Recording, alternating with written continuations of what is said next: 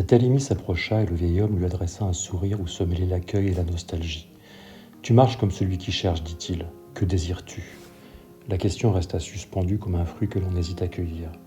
Elle semblait flotter entre eux, lourde et légère à la fois, comme si chaque mot avait été cueilli à même un arbre interdit.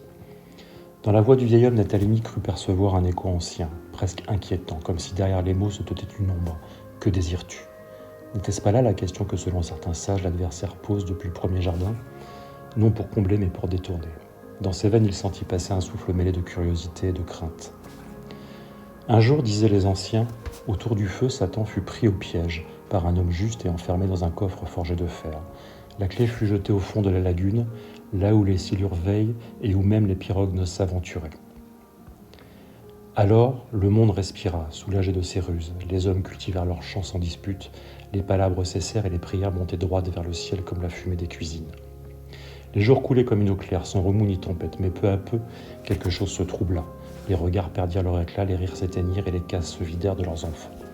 Les amants désormais s'approchaient l'un de l'autre, comme frères et sœurs sans fièvre ni frisson. La terre privée de ce feu secret se couvrait encore des fleurs, mais ses calebasses restaient vides et ses champs stériles. Alors les sages se rassemblèrent sous le manguier. Ils comprirent que même dans le souffle de Satan se cache un fil que Dieu n'a jamais renié. Le désir, car sans lui l'humanité se dessèche, comme un palmier sans coutoucou, comme une vigne sans vin.